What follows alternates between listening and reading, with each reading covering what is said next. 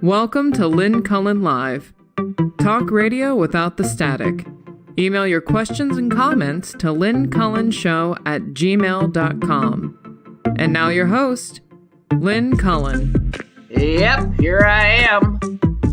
And I got us all up and running, guys. I'm so excited about it. Gee whiz. And I am in a position to take phone calls today if anyone chooses to, have something to say. So let me just, I think. Okay. All righty. So, good God in heaven, it's as usual a gazillion things going on at once. I want to say that I love the fact that Nikki Haley beat Trump in Vermont. By beating him in Vermont and the District of Columbia, just apparently ain't going to do the trick. So she's, I guess, moments away from saying she's hanging it up. And everybody understands, I guess, since these things are never kept secret, that she will not endorse him. And I'm happy for that. She's somebody who I think has, she's young enough. She's somebody to watch. Just not in this go around. Okay, sorry, somebody's chatting at me and I was trying to read it.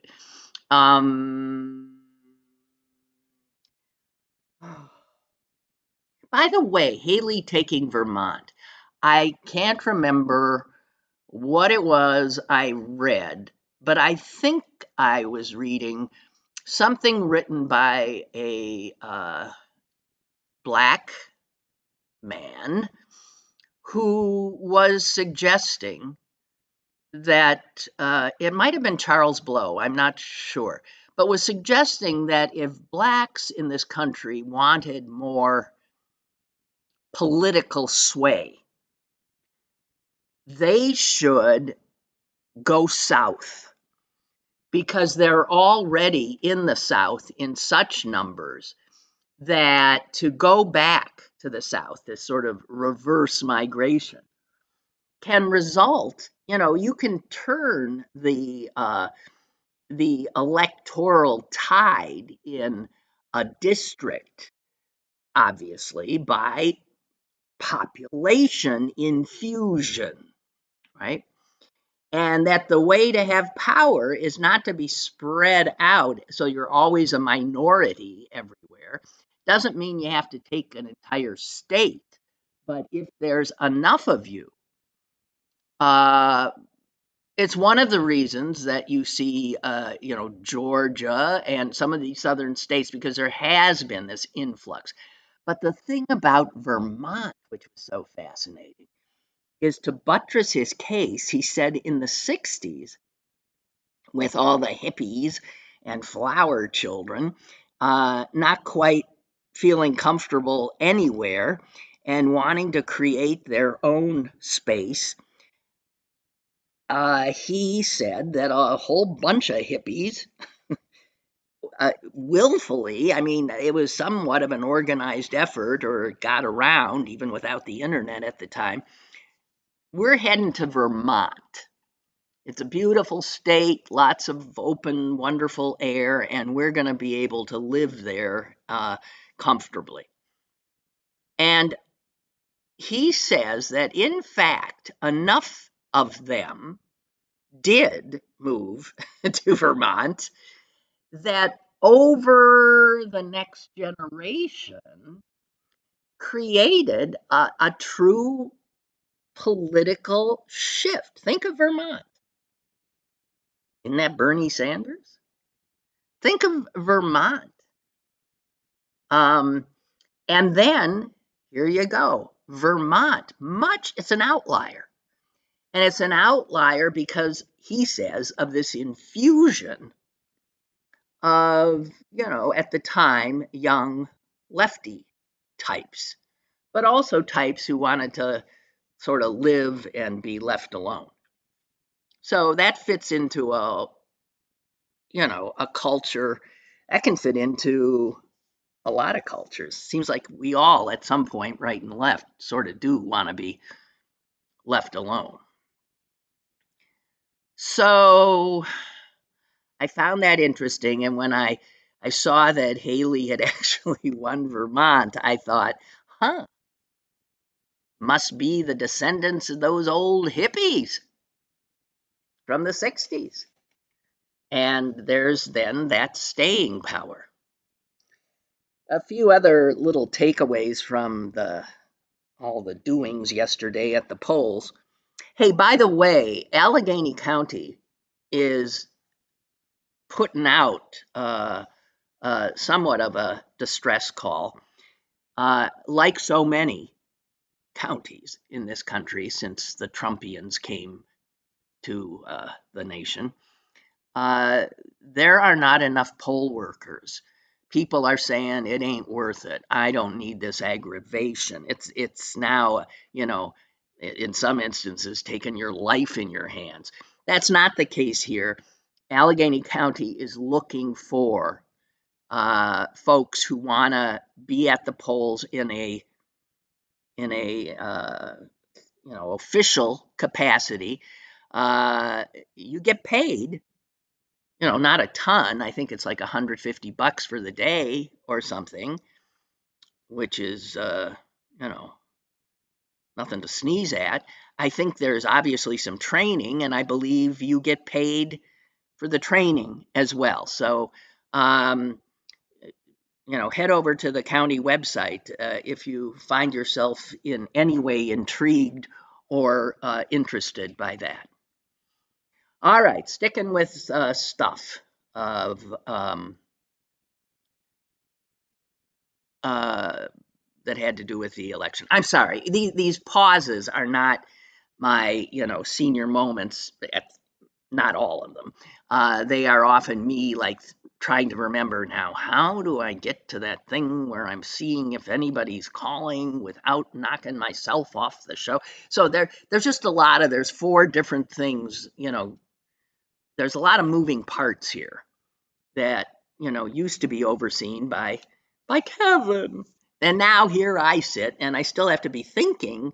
So sometimes I'm getting distracted a little bit, but the more I do this, the better I'm going to get, and I'll stop talking about it. Okay, so other things.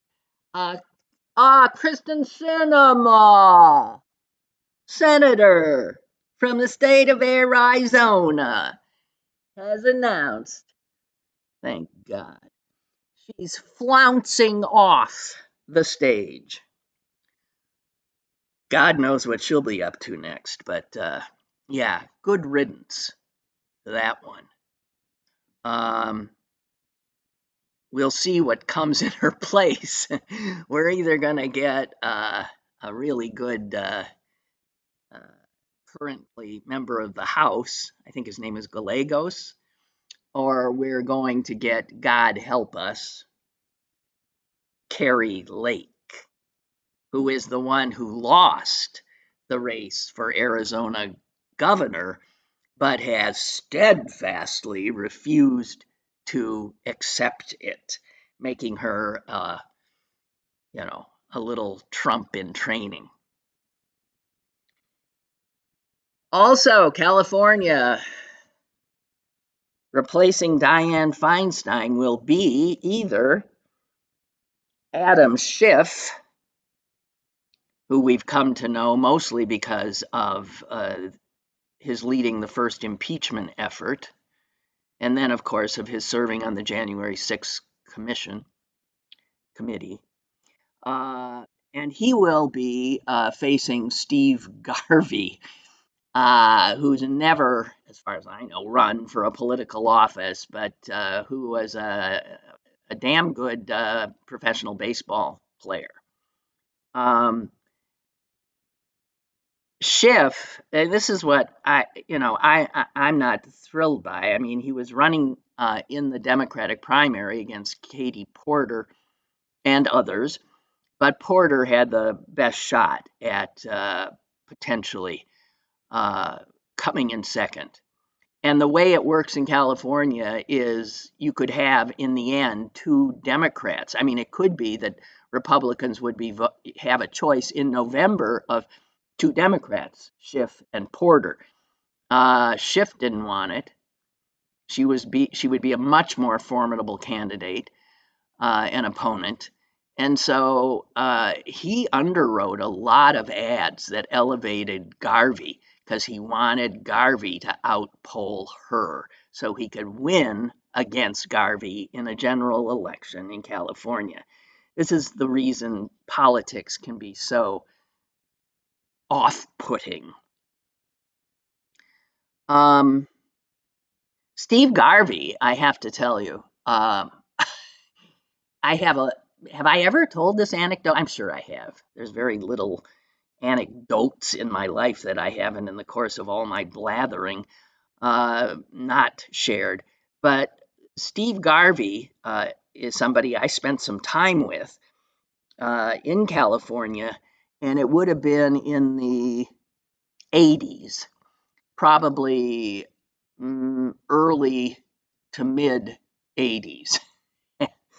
I was in California along with, I can't quite remember everyone. I know Sally Wiggin, I think, was there. I was there. I think Jim Scott, if you remember him, he was an anchor at WTAE, was there. And maybe that was it. It might have been the three of us. Maybe there was a fourth, but if there was, I can't remember. We were sent by the promotions department, I guess, at WTAE television to be contestants in a game show. Yeah, and I guess Steve Garvey was one of the. I don't quite remember it, but Steve Garvey was with us. He wasn't the host. Who was the host of that show called Win, Lose, or Draw? A show I had never even seen, but it must have aired on WTAE TV, or we wouldn't have been there. And it was one of these, promotional efforts to have, local yokel celebs up with, bigger celebs and playing the show. And I'm vaguely seeing it was a really nice guy who hosted it. Is that Bert Convey? I don't know. So I don't know. And I wouldn't have known 15 years ago if you'd asked me. So it's not, I'm so pissed about this sense that so many have that because of his age, Biden isn't up to the job. I mean, if you slow down in your gait, and as somebody so brilliantly put it, you're not going to win Jeopardy because you're just a little bit slower. That's not the requirements for being a president. Being a president, you have to be thoughtful, decisive, all of those things an older person who might grunt when they get out of a chair is fully capable of. Not all of them, but then I know people a lot younger than me who seem to be struggling physically a lot more than I. This just sort of blatant ageism pisses me off.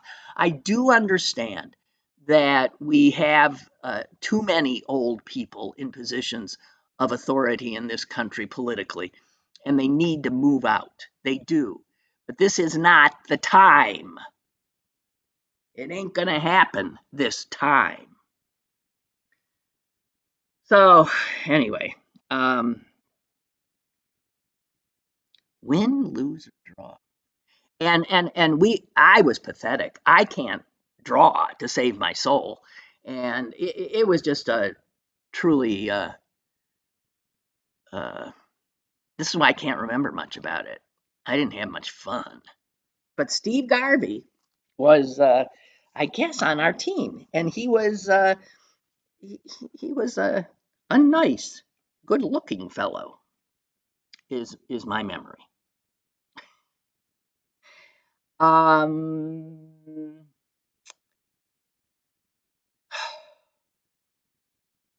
I just have to say, I'm really nervous about the Senate of the United States in terms of Democrats retaining a majority in it.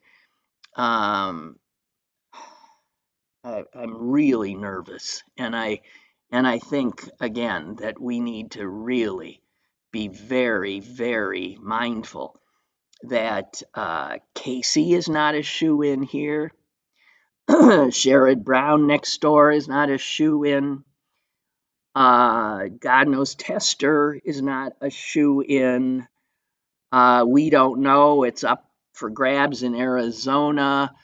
There are so many of these cases. I don't doubt that Schiff will beat Garvey, but there are so many of these seats that for the Democrats to hold all of them seems to be a bit pie in the sky. And since we at this point only have a one vote majority, I don't know.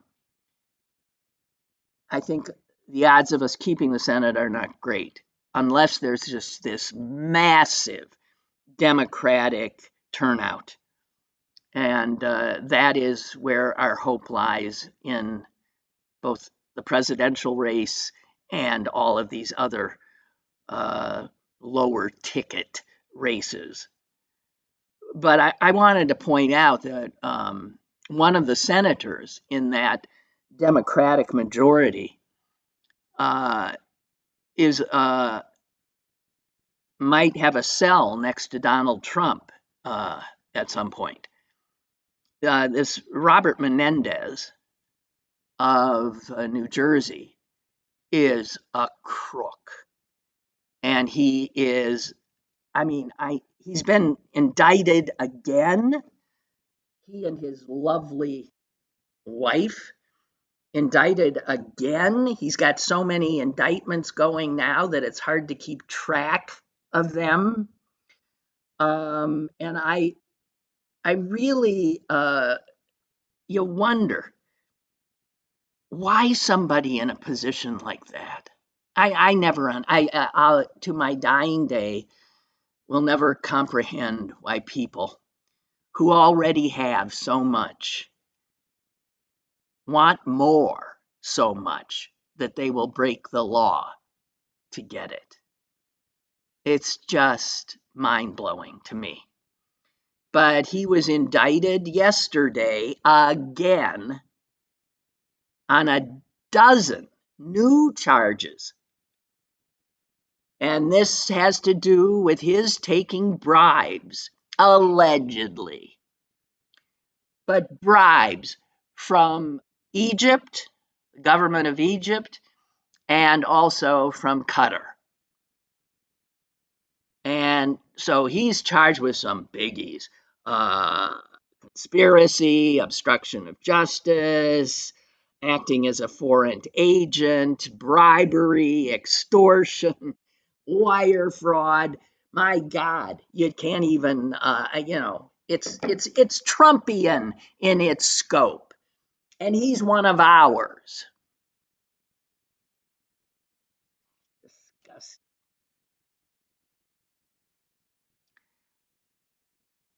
Speaking of Trump, which I hate to do, but as you all know,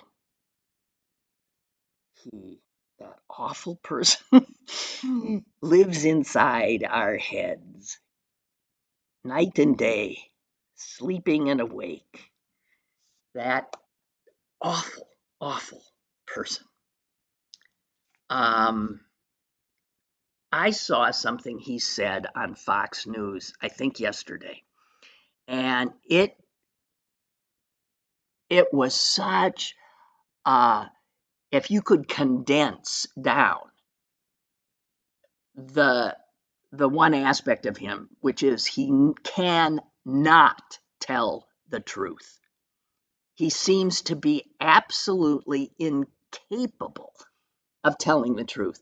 And I have never been aware, can't say I know him, of anyone who is incapable, as he is, of not telling the truth. And you realize in this quote I'm going to share with you that I think he lies to himself. He believes these lies, I think. He must, or he'd go in. Did I say go insane? It might be part of what feeds his insanity. But he was on some Fox show, and he gave a. He was asked, I guess, if he was worried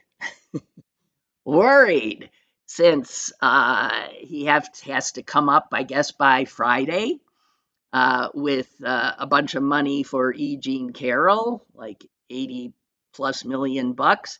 And then there's that other almost $500 million that he has to come up with for the New York State for being convicted and found guilty of running a fraudulent business. And so he was asked on Fox and Friends if he was worried about where he was going to come up with all that money. And here's what he said.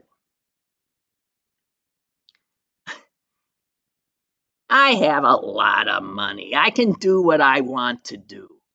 Now, right there, you can't blame him for thinking that. He's always lived like he has a lot of money. It doesn't matter if all these buildings that bear his name or that he so-called owns are mortgaged to the hilt and he's in debt up to his orange eyebrows, huh? I have a lot of money. I can do what I want to. There, that sentence alone. And why would he not think that? Charlie Sykes wrote a piece somewhere, maybe the Times today, in which he recounted, he's called Trump the luckiest politician ever. And he recounts how no matter what has happened, he has always been saved by events, by, packed courts, he always gets a lifeline. And all of the times, ever since he came on the scene, the political scene, where we, in our naivete, thought, well, that'll do him in.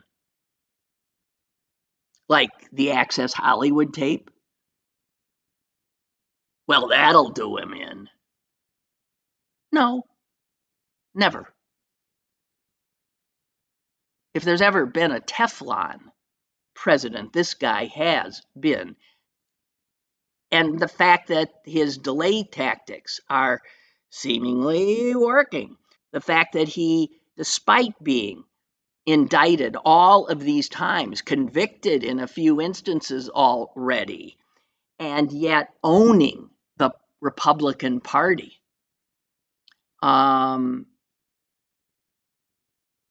is, I guess, emblematic of an awful lot of luck.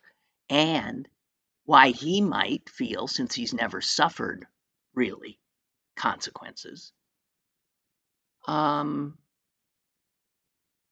can do what I want to do. Yeah, I believe he thinks that.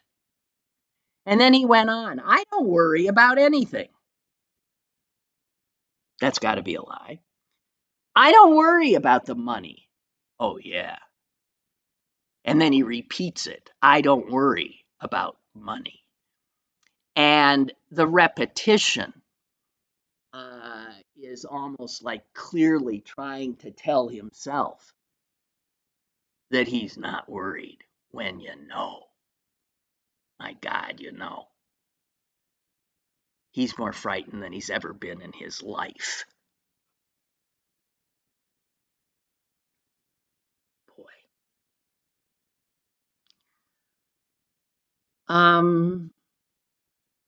So the State of the Union is tomorrow. I talked about it a little bit the other day, how I hope it's shorter. I worry about the heckling from these, these uncivil Republicans. I worry about that, how much of that we're going to see. Wondering if the pro-Palestinian demonstrators who seem to show up everywhere are going to manage to disrupt the State of the Union. I would not be surprised. I haven't heard anybody say that, but I would not be surprised. One of the things that my sense is that Reagan started it because he had a feel for show business. Was that at the State of the Union, he's the one who began having like regular folks or people in the audience who he would then introduce, and they were emblematic of something that he wanted to refer to. And it's a brilliant move, and it does work in that kind of setting. But now it is so obligatory that I feel like it's lost some of its I don't know. But Biden's folks had a pretty good idea of two people they wanted sitting with the First Lady, one on either side of her. And I can imagine the power of it. So they invited Volodymyr Zelensky's wife, Ukraine president's wife, and they invited Alexei Navalny's widow, Yulia. And the power of those two women, they both are amazing women, but that and this would be a way to force Republicans to their feet to applaud the courage of Navalny and Zelensky and the Ukrainian people. And it ain't going to happen, which is too bad. But turns out that Ukrainians are a little less in love with Navalny than I am. Because earlier in his career of creating trouble for Putin, he did not have a problem with Putin going into Crimea. He later, I think, said he was wrong about that. He was definitely opposed to this latest war, but the Ukrainians don't have a lot of love as much, they have a much more, I'm sure, understandably complicated sense of Navalny. So I think that Zelensky's wife said, nah, I can't. It's a little problematic on our end. Also, it might be problematic in terms of other things, who knows the what's really going on, why people say yes or people say no. But Navalny's widow, Yulia, also said no, and she said no because who can blame her? She says, listen, I just don't want to be there. I'm grieving for my husband. I'm grieving. He's been dead for 2 weeks. I couldn't even be at the funeral, see his body. I don't need to be part of this staged event. God, the lives these women lead. It's just amazing. I've got a caller here. Let me try to get you in. Hello. Lynn, you did it. It's Beth. How are you? I'm glad you brought up the whole State of the Union. And the whole thing I've been thinking of, first of all, and from the White House's side, you tell the Democrats, no, don't do the standing, the applauding. And you know who should be the person working for him right now and helping him with his speech, more so the delivery of his speech?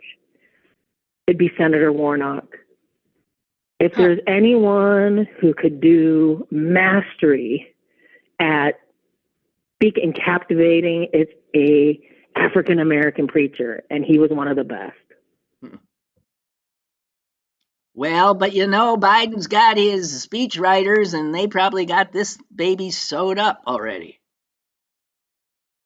It really has. This one, I have to say, has me worried. It really does, because hopefully they have people working with him where his eyes don't look as closed when he's reading the prompter, and you know, he is good. I mean, we've seen him. He's not bad off the cuff. He really isn't. How he's going to deal with the hecklers and everything, I don't know. You know, and even mentioning these two ladies' names, that would be the only time I'd tell the Democrats, stand and applaud. And any Republican that doesn't, you call them out saying, you're not standing for freedom? Yeah. No, it would have put them in a bit of a spot. It's too bad that isn't happening. But yeah, I'm scared too. I'm scared because, well, we know he's not a great orator. He has, and he's doesn't have the energy that he had, although he just might, if they just, he might be able to pull it off. Oh, God. I don't know. That awful jerk is going to be sitting behind him. Think of that. I mean, that horrible Speaker of the House. What the hell is his name? That Christian nationalist Mike Johnson. Oh, yes. He'll be you know what? glory. That would be, if you're another thing of showmanship, when you start talking about, we had a deal about the wall, because, you know, and going through little burbs and everything here in West Virginia, that's all you hear is about the migrants. The migrants are getting health insurance, and I have to pay for my dental bill, or this or that. It really is the issue. And this is where you just turn to him directly and say, why didn't you pass this deal? We had a deal. I just think there's things, hopefully they're working with him, that, again, this needs to be more show in a lot of ways than we know substance. Well, unfortunately, Beth, my guess is it'll be the usual, one of those laundry lists they go through, and then the the yackers after it'll say, well, he didn't mention this or that, one of the things he left off the laundry list, and then that'll have great. I don't know, but yeah, this is no ordinary time. It must be a great speech, well delivered, and you have reason to be nervous. Like all of us. It'll be having a couple glasses of wine before diving in. Oh, no, I know. I will drink my way through it. There's no doubt.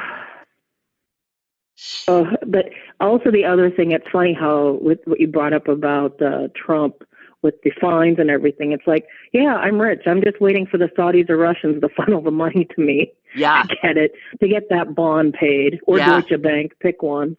And you know who else he's meeting with now? Elon Musk. Oh, well, there we go. Elon Musk. You want money? Huh? So but Lynn, there's the funnel. Guess who gave Musk, or I think it was in the Wall Street Journal a couple weeks ago, who helped Musk finance the whole takeover of Twitter? But our friend MBS. Right. Dear God. Talk about axes of evil. And thank you also for bringing up the Katie Porter, Adam Schiff, and again, yes, is it masterful politics? It was. Because he knew he didn't want to run against her to divide the Democratic funds within the state of California for running. Now the purse strings will be wide open to him. But I have to say, I like Schiff, but I really love Katie Porter and just the way she approaches issues. Right. It's more common sense, and also she's not as stained in a lot of circles as Schiff is. No, I absolutely agree. If I were in California, she would have had my vote. Although he's fine, but I would have voted for her. Yeah. Damn. Well, again, congrats. Thank you to you. You've mastered the board. Congratulations. Well, I'm getting there. Okay. Bye. Bye-bye. Bye-bye. I hate to, in case you hadn't seen this, but I just did. God help us. Unbelievable. Mitch McConnell has endorsed Donald Trump.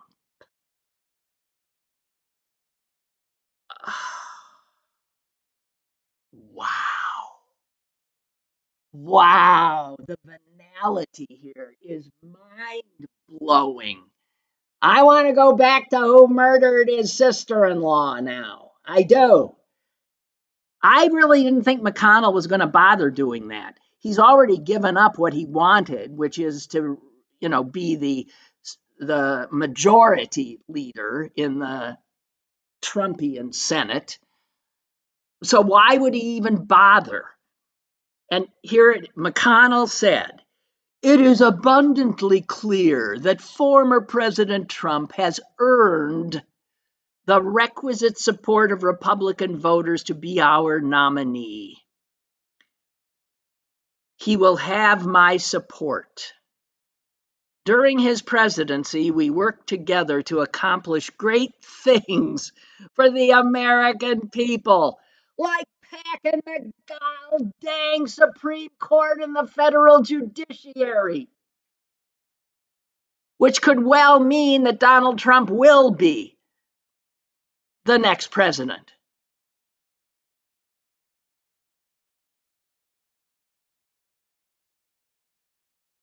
Oh my God. Oh my God. Oh. I'm sorry. Excuse me while I moan and sigh for just a little while. I can imagine you might be doing the same. Okay. So, what else we got? I'm going to get to my email here. Ansel writes, "I saw this post from Dan Rather that I felt was spot on. Here it is. As democracy remains under siege, it has been frustrating to watch how the press covers politics these days. I'm reminded by lessons that came to me during the Nixon years as a CBS News correspondent. Number one, enough with both sidism. When one side intentionally and repeatedly lies, they are no longer entitled to the benefit of the doubt. They should be held accountable right away. Do not simply repeat the narratives they spew. Number 2, says Rather, prioritize live fact-checking. Rigorous and robust fact-checking is the best defense against misinformation, intentional lies, and deflection. If Trump says the sky is green, the story isn't that the sky is now green. The story is that the sky is still blue, and Trump got it wrong. Number 3, ask lawmakers hard questions. Ask about the fundamental principles of democracy. Push them to go on the record that Biden won the 2020 election. Ask if they support the Supreme Court's decision to overturn Roe v. Wade, etc., etc., etc. Milton says, yes, it is Bert Convey. I can't believe I remembered that name. He was nice. He was very nice. Yeah. My afternoon with Bert Convey and what's his name? Steve Garvey. Chuck writes, Lynn, a few things. Of the two, that's Trump and Haley, I do believe she had the best chance of beating Biden in November. Oh, I agree. Compared to Trump, she came across as a centrist, which, as we know, most of the country leans to the center. I will say she came off as a centrist. She is not. Secondly, will Kirsten Sinema be Trump's running mate? Oh, you stopped me in my... No.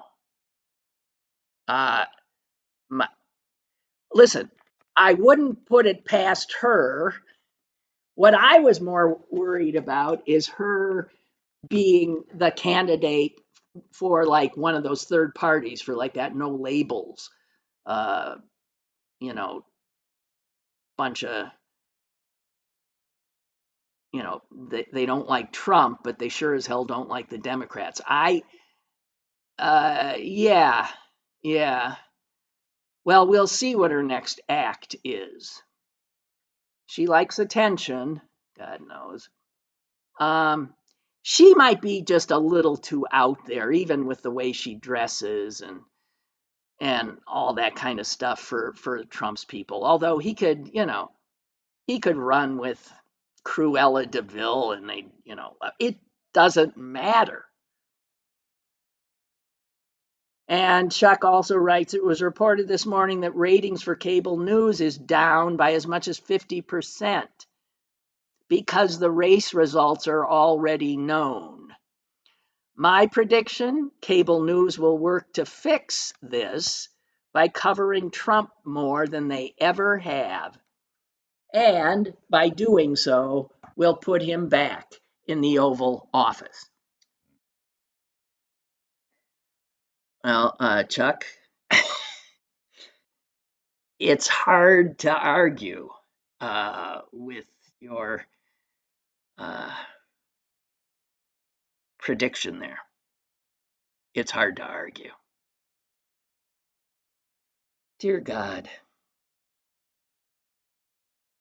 See, when everything is a business, which is America, when everything is a business and the business of business is making money, then things like journalism as business undermines journalism.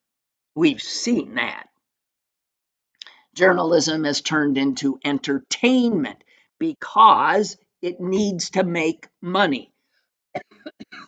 It's why, good video, fires and water main breaks will get coverage when a much more important and consequential meeting of some who knows what, city council, committee of some sort that will truly have an impact on your lives and your pocketbooks will go uncovered. Things that can be simplified will be covered. Things that can be made into binary issues, and that's anything with our current way of thinking. Yeah, no, I Jesus God. You know, it's hard for us to come to terms with the possibility that Trump could win. We all, almost all of us, we just brush that aside because we say there's more of us than them. But you know what matters?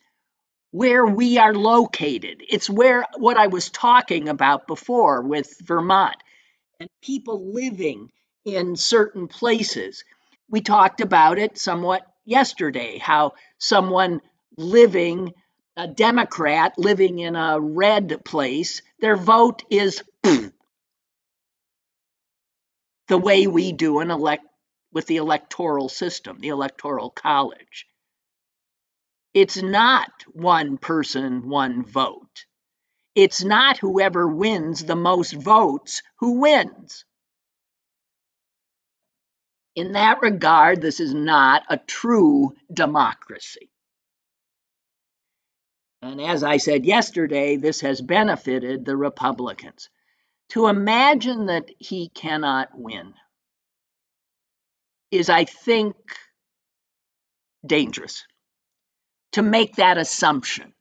And that's the assumption I have always had in the back of my head. It's maybe why I can almost sleep at night every once in a while.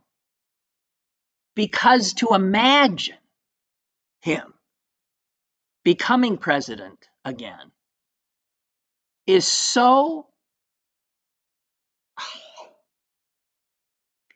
I mean, it is truly gut wrenching. I've tried to imagine what I would feel if that were to happen. And I would be paralyzed. I would be angry. I would be frightened. I would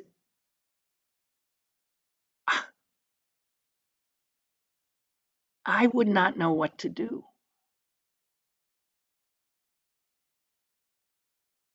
Where to go. But because we're afraid of something, because we cannot imagine it, does not mean that we shouldn't understand that it is possible.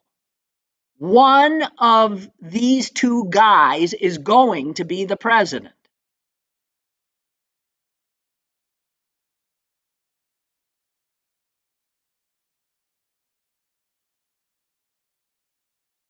And it's not as if Biden doesn't have problems.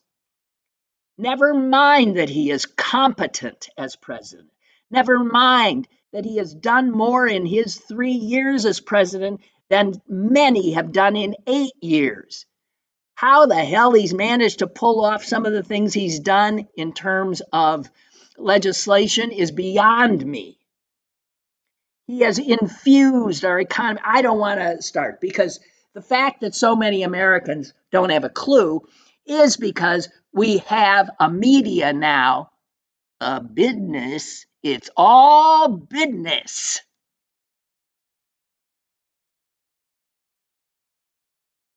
And Biden's boring, and that's not good for business. Chuck is absolutely right. If it's Biden, Trump, who the hell are our money-grubbing journalists going to spend the most time following, airing? The one that is just a constant train wreck? The one who, because he's going to be in and out of every court in the country, will have to be covered legitimately? Or the old, slow, quiet guy in the White House who's just doing the job?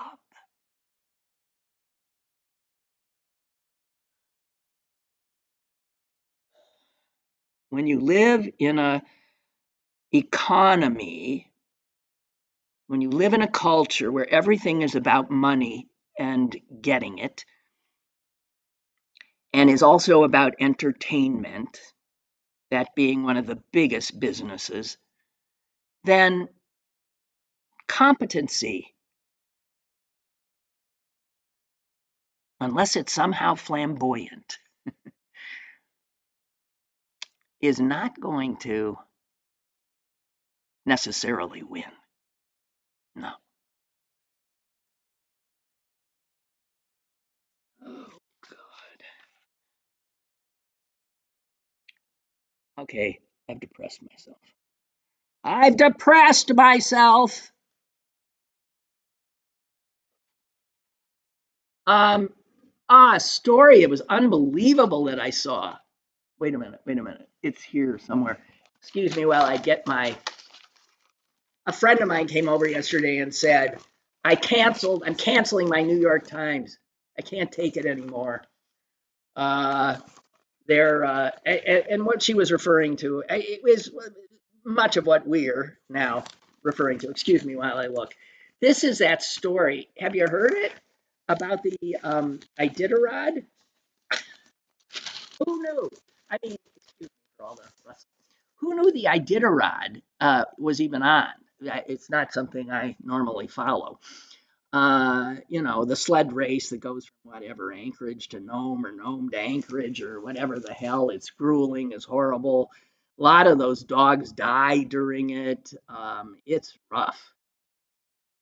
But something happened Monday in the Iditarod in the early stages. This one guy, his name is Dallas Seavey, had an encounter with an angry moose that was no fan of, mushers. And the moose, I guess, attacked his dogs, really hurting one, in fact, critically. And the musher, Dallas Seavey, pulled out his gun. Who knew they had guns? He pulled out his gun and he killed the moose dead. Turns out that the rules, there's many rules in the running of the Iditarod. Rule 34 says that edible big game animals, including elk, caribou, moose, and buffalo, if they are killed in the course of the race, the musher must, on the spot, gut the animal. And no teams behind that can pass until the animal has been gutted and the musher who has killed the animal and gutted it has proceeded.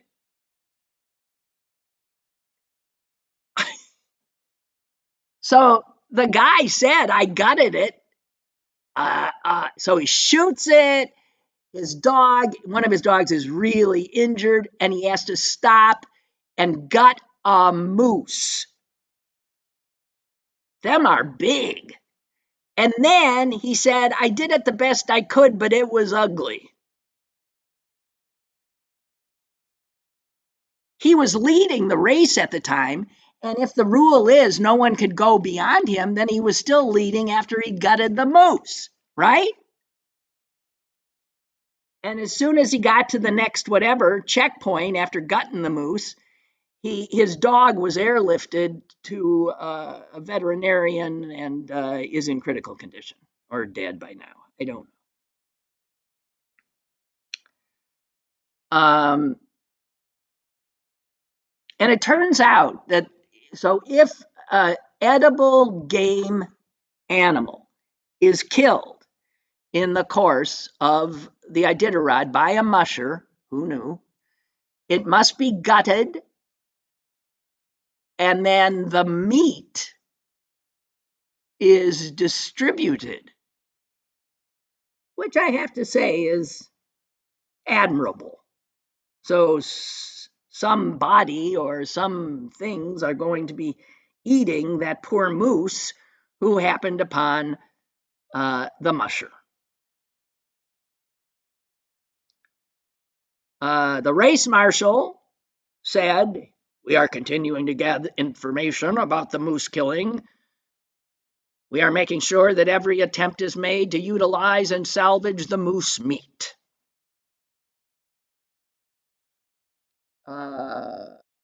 So it's not the first moose to die during these races. And dogs have been killed as well. God almighty. Anyway, so this guy is on track, I guess, to win. He's won it 5 times. That ties the record. So if he wins this time, he will hold the record for the most Iditarod wins. Oh my God. Who knew? I mean, who knew? Not I. What I didn't know is how hard it is on the dogs. I mean, he goes on to say that these beautiful animals do die during it. You start with, I think, as many as 12, and you can finish with as few as 4. I mean, animals succumb to frostbite. Animals, who knows what, they break a bone or something. Oh my God, what we do to animals. These dogs who would do anything for us. And what do we do to them? Oh. And the poor friggin' moose. But can you imagine? Can you imagine gutting a moose while you're running that days and days and days long race in the wilderness and the snow, and you gotta stop and gut a moose? What if you? I can't even imagine. Sorry. So that's my favorite. I mean, without a doubt, that's my favorite story of the of the day. Truly is. Oh. And with that, I think I'm going to cease and desist. But I'm feeling, again, heading back to this, me doing all the technical stuff here, I'm feeling very, not that things won't go wrong, but I'm feeling more and more capable. Although it's, we'll see. I should, it's like, we say, I haven't been sick all winter. And then bang, the next day, you get COVID. I just should not have said anything. Anyway, hey guys, enjoy your rainy day.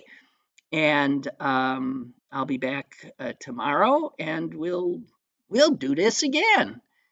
I'm sort of enjoying it, kinda.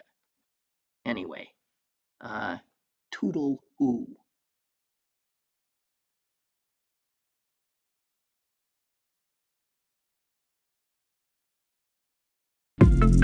Lynn Cullen Live, Monday through Thursday from 10 a.m. to 11 a.m.